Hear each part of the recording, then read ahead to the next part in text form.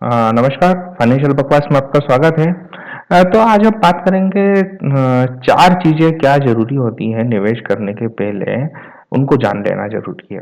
तो 4 important things you should have before making any investment. निवेश करने के पहले कुछ जानकारियाँ जो कि आपके निवेश को स्वस्थ रखती हैं, उनके बारे में जान लेना ज़रूरी है। यही जानकारियाँ आपके निवेश के लिए भविष्य में नींव का पत्थर साबित होती हैं। केवल वित्तीय लक्ष्य प्राप्ति के लिए आपका उद्देश्य और अनुशासन ही काफी नहीं है। इसके लिए आपको वे जानकारियां भी पता कर लेनी चाहिए जो कि किसी भी निवेश को शुरू करने के पहले आपको पता होनी चाहिए, जिससे भविष्य में कभी भी आपको कोई परेशानी ना हो। इन निवेश की जानकारियों एवं जरूरतों को नियामकों यानी कि रेगुलेटर्स, सेबी एवं भारतीय रिजर्व बैंक या कोई और नियामक जो कि विशेष निवेश उत्पाद के लिए होते हैं, उनके द्वारा निर्धारित किया जाता है। किसी और विशेष उत्पाद मतलब जैसे कि अगर इन्वेस्टमेंट है, इंश्योरेंस है, आप यूलिप लेते हैं तो उसके लिए आईआरडीए है, तो उसमें सेबी और आरबीआई का रोल नहीं होगा। तो निवेश करने के लिए कुछ चीजें हैं जो निवेशक को योग्यता प्रदान करती हैं यानी एलिजिबिलिटी देती हैं, और निवेशक को उन्हें कुशलता पूर्वक अपने निवेश के लिए पूर्ण कर लेनी चाहिए। तो ये 4 चीजें जो हैं आपको जरूर पूरी कर लेना चाहिए। पहली है बैंक में खाता। तो अधिकांश निवेश उत्पादों में जमा करने के लिए या भुगतान करने के लिए बैंकों के जरिए ही किया जाता है।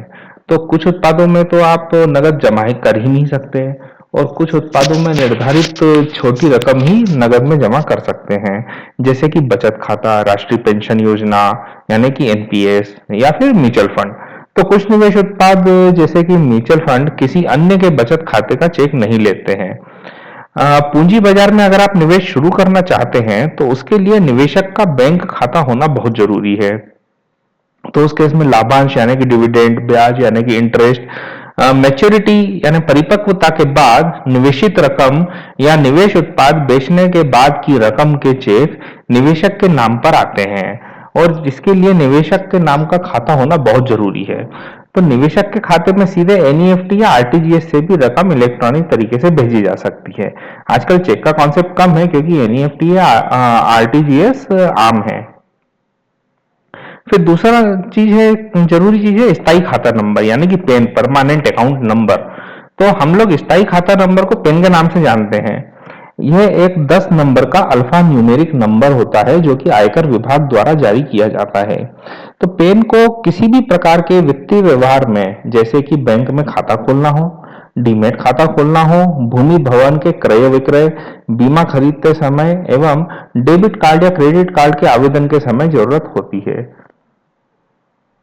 निर्धारित राशि से कम का ट्रांजैक्शन करने पर पैन नंबर का जरूरत नहीं होती है। तो पैन नंबर की जरूरत जो है अभी 50,000 से 1 लाख रुपए तक के अधिकतर निवेश संबंधी भुगतान, नगद ट्रांजैक्शन एवं बैंक व डाकघर में फिक्स डिपॉजिट पर प्रस्तुत न करने की छूट है। तो बीमा के प्रीमियम भुगतान में और 10 लाख है उससे कम के भूमि भवन के ट्रांजैक्शन में भी पेन न देने की छूट है। जिस भी ट्रांजैक्शन में पेन नंबर चाहिए होता है वहां पेन की मूल प्रति से छाया प्रति का मिलान किया जाता है, यानी कि आपके जो ओरिजिनल है उससे जेरोक्स का मिलान किया जाता है कि हाँ आपका पेन नंबर ही है।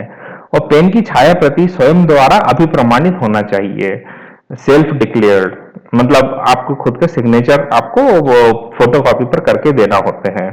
अगर पेन नंबर उपलब्ध नहीं है तो फॉर्म नंबर 60 के तहत घोषणा करनी होती है जो कि आयकर की अधिनियम 1972 के अंतर्गत है, और जिसमें ट्रांजैक्शन के बारे में पूरी जानकारी एवं पता एवं पहचान बताना जरूरी होता है। तो आयकर के अधिनियम 1961 के अंतर्गत फॉर्म 49A में अपनी जानकारी भरकर पेन नंबर के लिए आवेदन कर सकते हैं। आयकर विभाग ने unit trust of India UTI और एनएसडीएल से अनुबंध कर रखा है। वे फॉर्म 49A स्वीकार करते हैं, वह सारी जरूरी कागजातों को जांचकर आपको पेन नंबर दे देते हैं। तीसरी जरूरी चीज है अपने ग्राहक को जानिए, यानी कि नो योर कस्टमर, केवाईसी के नाम से भी इसे जाना जाता है।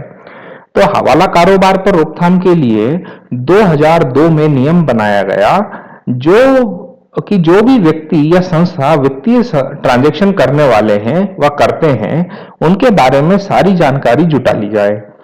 यह जानकारी अपने ग्राहकों को जानिए कि निर्धारित नियम के अंतर्गत ली जाती है। तो बैंक, डिपॉजिटरी पार्टिसिपेंट्स, बीमा कंपनियां और उनके वितरक एनपीएस में कई बिंदुओं पर और कई वित्तीय मध्यवर्ती संस्थाएं जब भी कोई व्यक्ति पहली बार ट्रांजैक्शन करता है तो केवाईसी फॉर्म नियमानुसार भरवाते हैं। अगर केवाईसी प्रक्रिया सेबी द्वारा पंजीकृत किसी भी एक कैपिटल मार्केट मध्यवर्ती संस्थान यानी कि इंटरमीडिएटरी संस्थान ने किसी एक व्यक्ति के लिए कर लिया है, मतलब जैसे कि कैम्स, तो जैसे कि डिपॉजिटरी पार्टिसिपेंट हो गया, म्यूचुअल फंड हो गया, स्टॉक ब्रोकर या फिर पोर्टफोलियो प्रबंधक, तो किसी की भी दी गई जानकारी से कहीं पर भी निवेश किया जा सकता है। यानी कि अगर आपने एक म्यूचुअल फंड खरीदना है, रिलायंस में आपने केवाईसी किया, तो फिर उस केवाईसी के होने के बाद में आप इससे एसबीआई का भी म्यूचुअल फंड खरीद सकते हैं, फ्रैंकलिन टेम्पल्टन का भी खरीद सकते हैं। तो केंद्रीकृत केवाईसी रजिस्ट्री अगस्त 2016 में आई है, यानी कि सेंट्रलाइज केवाईसी, तो जिससे अभी सारी संस्थाएं जो है किसी भी व्यक्ति द्वारा किए गए केवाईसी का उपयोग कर सकेंगी। तो आपको बार बार हर एक जगह पर अब केवाईसी नहीं करवाना होगा। अब ये सारी संस्थाएं सेंट्रलाइज केवाईसी से जुड़ने वाली हैं। चौथी जरूरी चीज है डीमेट खाता। अब आपको अपने बाजार से संबंधित उत्पादों को डीमेट या इलेक्ट्रॉनिक फॉर्म में ही रखना होता है।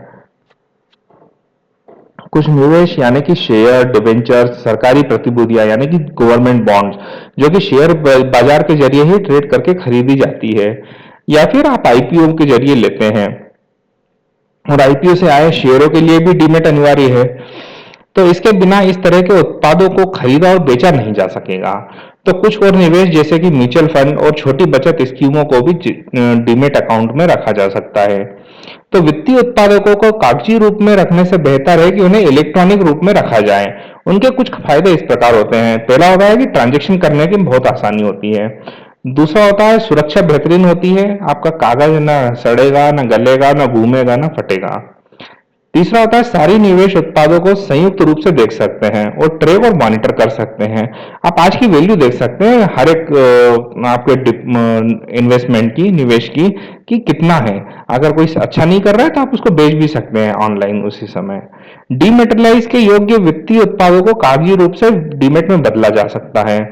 अगर बहुत जरूरी है तो डीमेटेरियलाइज से यानी कि डीमेट जो इलेक्ट्रॉनिक फॉर्म है उससे आप वापस से कागजी रूप में भी वित्तीय उत्पादों को ले जा सकते हैं, लेकिन उसके लिए बहुत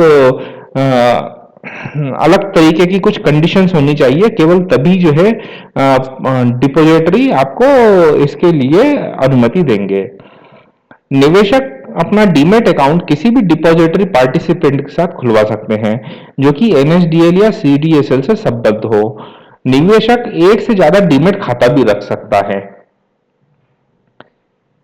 निवेश करने के पहले इन सभी बातों को ध्यान रखें। अगर किसी भी कारण से आप निवेश नहीं कर पा रहे हैं तो बुनियादी तौर पर यही 4 समस्याएं होती हैं, और अगर शुरू में ही निवेशक निवेश करने की जटिल प्रक्रिया में उलझ जाएगा तो उसे पहले ही निवेश करने में परेशानी होगी और वह निवेश करने से कतराएगा। केवल इन्हीं कुछ कारणों से ही कई निवेशक अपने निवेश को भविष्य के लिए टाल देते हैं और फिर उन्हें वापस से बाजार में निवेश करने के लिए इन्हीं सब जटिल प्रक्रियाओं को पूरा करना होता है। अगर आपको ये वीडियो पसंद आया है तो आप इसको लाइक करिए, कमेंट करिए। अगर आपको कुछ जानना है तो हम उसके बारे में भी वीडियो बना के बताते हैं, और कोई जानकारी आपको कमेंट में चाहिए तो हम कमेंट का रिप्लाई भी करते हैं। आप हमारे वीडियो को शेयर करिए। अगर आपको इसके नोटिफिकेशन या ईमेल चाहिए तो आप इसका हमारे वीडियो को नीचे सब्सक्राइब बटन दिया हुआ है, आप उसको सब्सक्राइब कीजिए। अपने ये वीडियो डाउनलोड करके आप व्हाट्सएप पर भी शेयर कर सकते हैं। आप हमारी वेबसाइट वित्तगुरु.com पर भी विजिट कर सकते हैं। धन्यवाद।